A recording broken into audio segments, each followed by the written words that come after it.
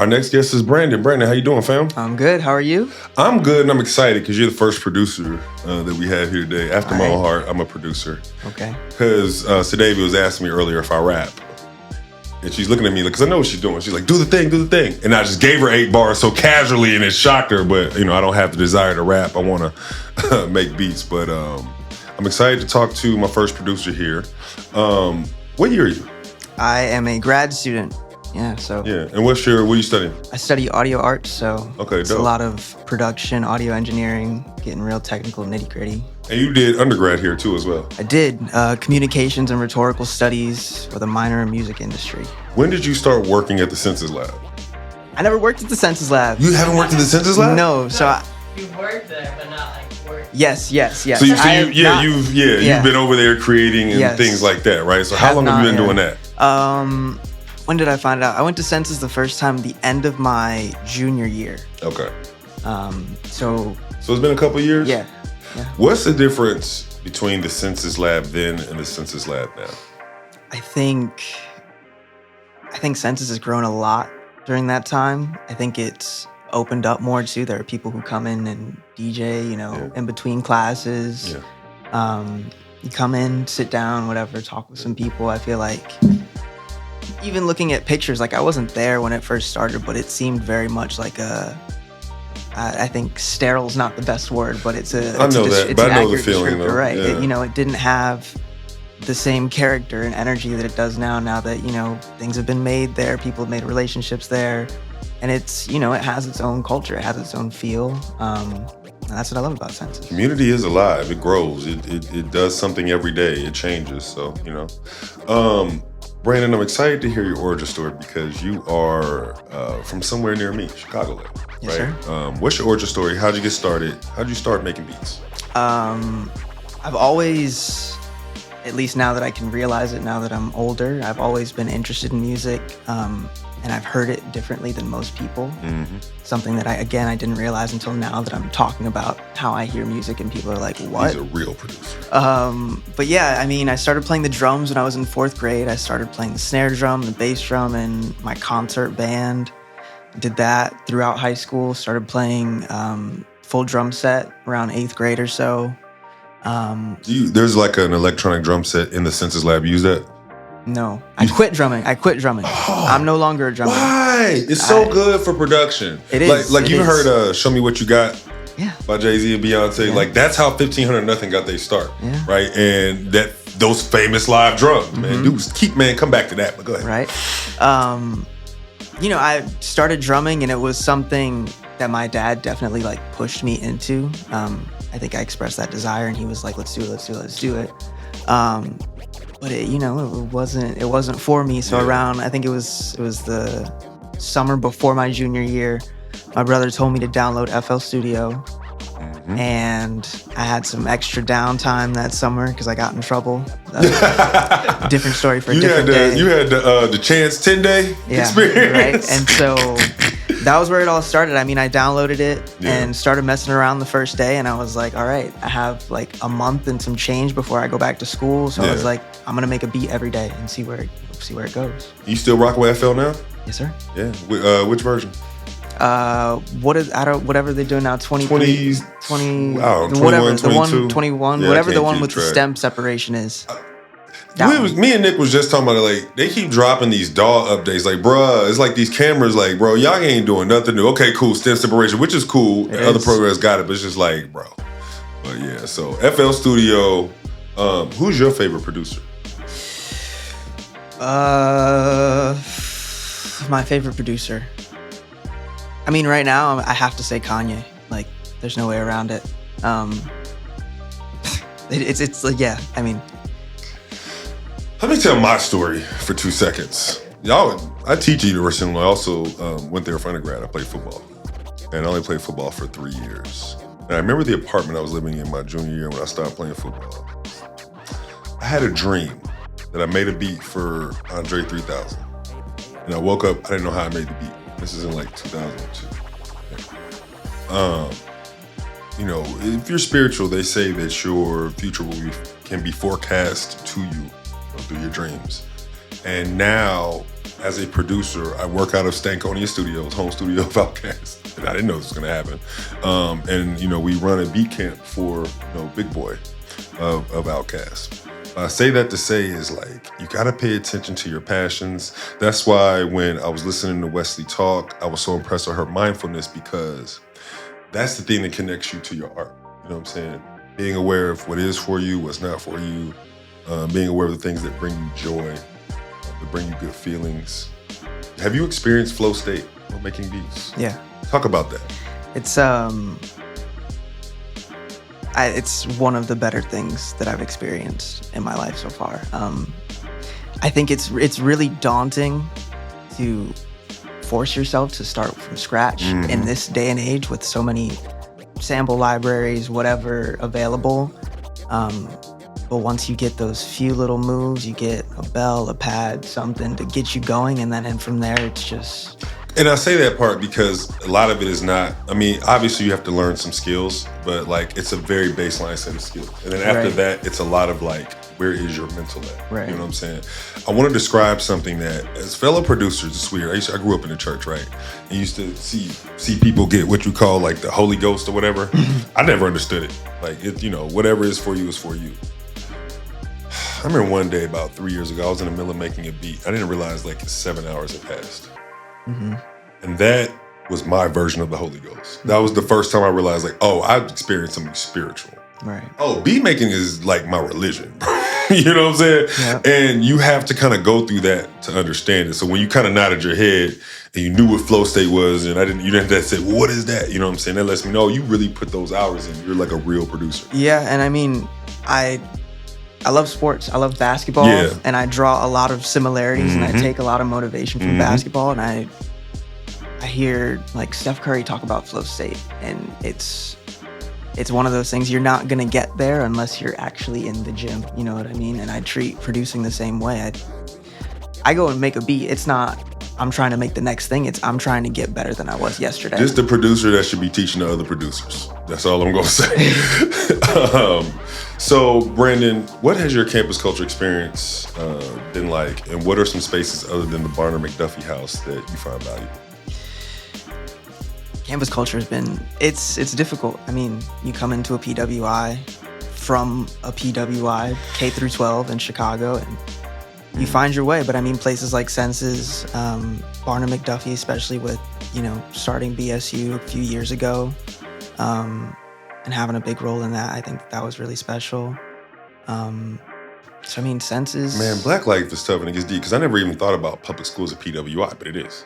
I didn't go to public school. Huh? Where'd you go? I went to Latin. Okay, wait, talk about that, yeah.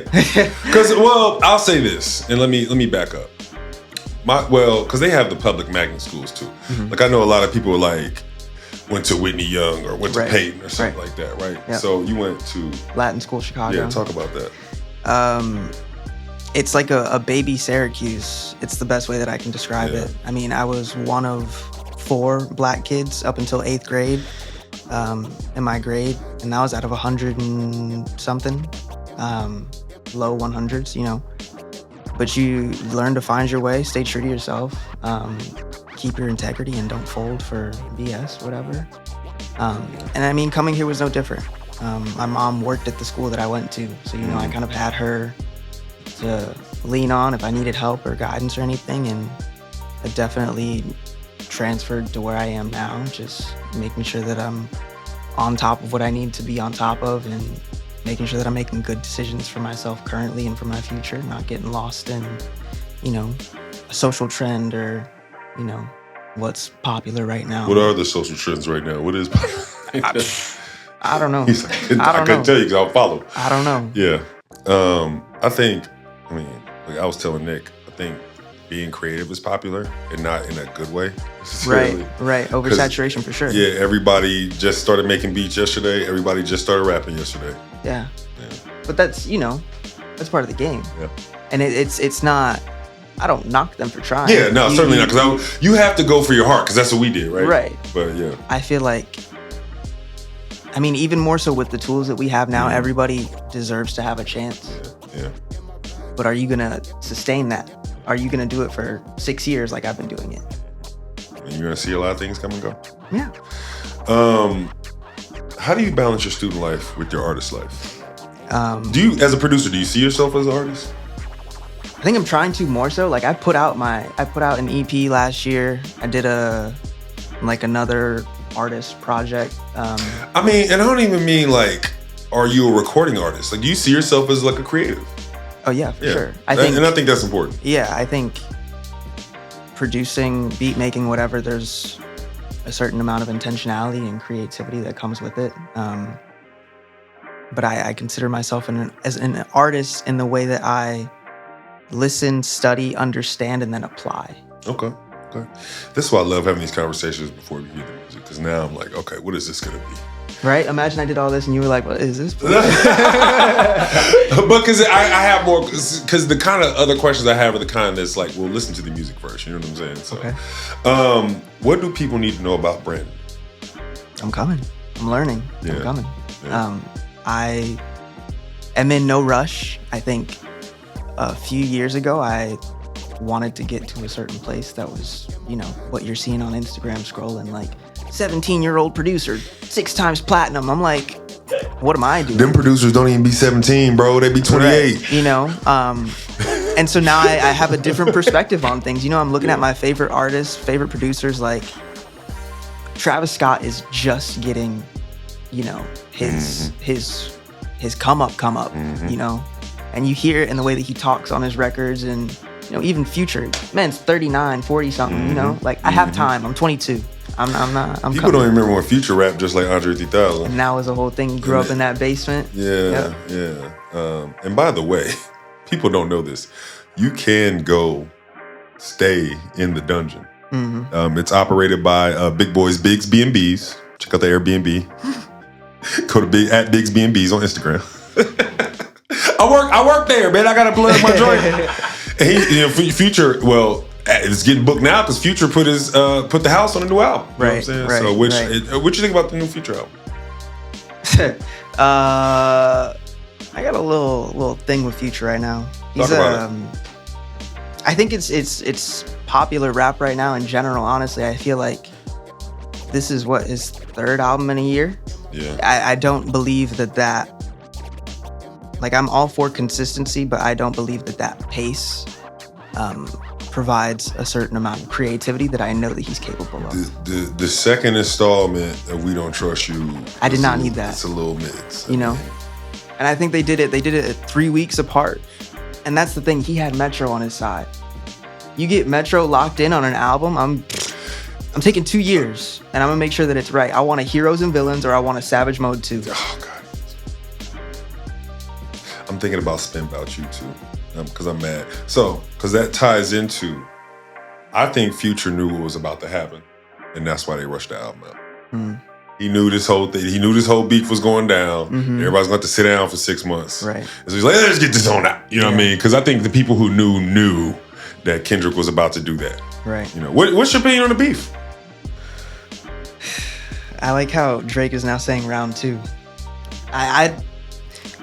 If what we heard was true about him having this for multiple amounts of years, I would have been like, you can have this. I haven't even spoken this on my own platform, bro.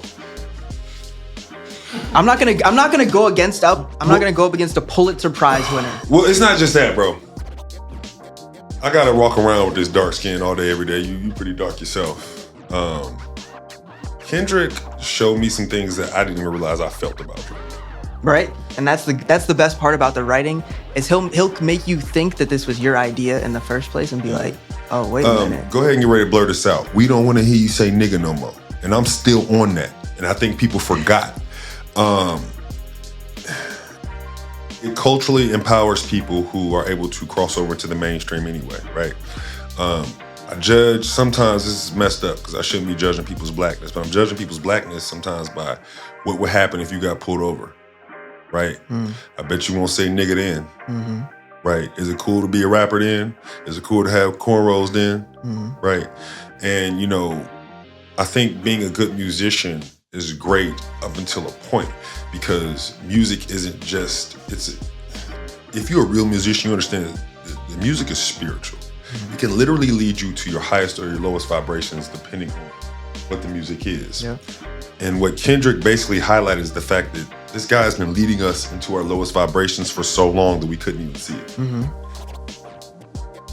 That's setting aside the other deeper, much deeper, serious legal issues that go along with some of this stuff. So, man, I can't believe we got into that because I haven't even talked about that on my own platform. I ain't gonna say scared. I've been hesitant because I have a strong opinion on one side, and that could affect what I do in the music industry. You know what I'm saying? But I also have my convictions and my morals because these are things that drive me to my best art. Yeah, I mean, it is what it is. I mean, I wouldn't be scared or apprehensive to talk about it.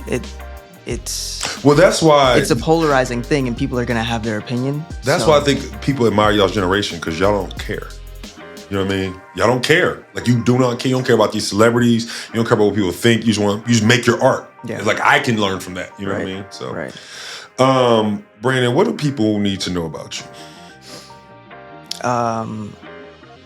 What do people need to know about me? I don't know. I like to let people think what they think about me, and then I prove them right or wrong. Okay. I don't. Yeah. What do people need to know about your music? Listen to it. I don't like to talk myself. I like to let my work and my actions do the talking for me. I think it's dope stuff. I will ask this. So you said audio tech? Audio art, yeah. Audio art tech. So are you an engineer too? Yeah. Okay. Okay. So like, can people get you for engineering services? Yes, sir. Where can they find you? BP Got That Gas on Instagram. Artist name is Brandon Porter. You find me on Spotify, Apple Music, wherever you stream. Yeah. What's next for you? What's next for me? I'm mulling over a little 3-pack right now that I can maybe get out before, October? Maybe before the semester, we'll see. If not, then we'll do something grander and greater towards the end of my degree. Okay, now I really want to hear the music, man. You gonna play something for us? Yeah. All right, man, what we got?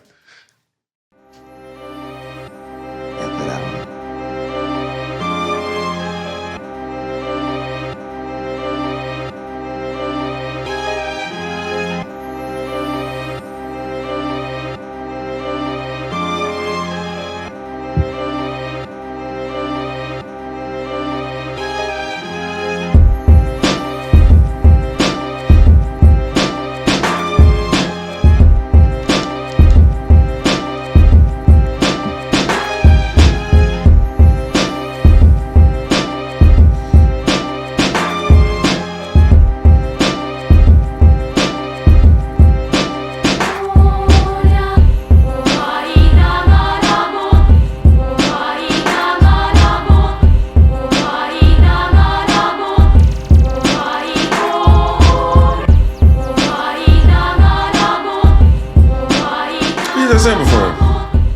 Which one? The vocal?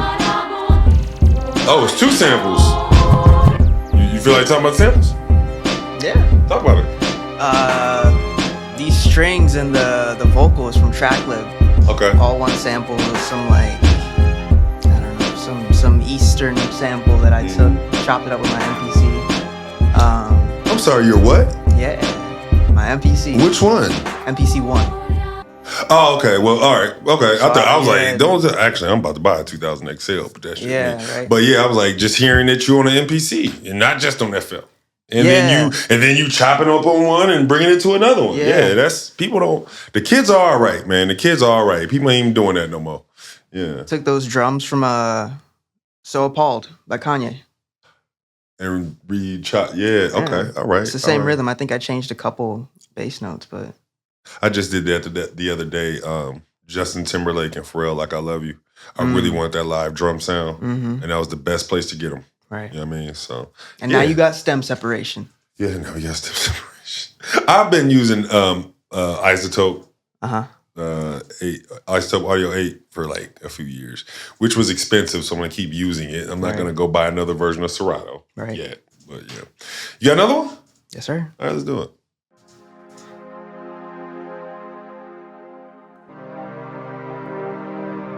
We're not that far from Mount Vernon.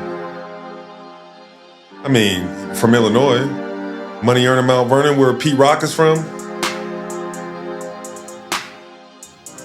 Pete Rock was known for chopping up different samples and mixing, blending them together. And he got some trap under his belt. Yes, sir.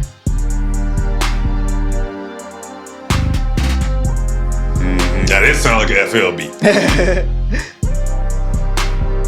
Spins 808.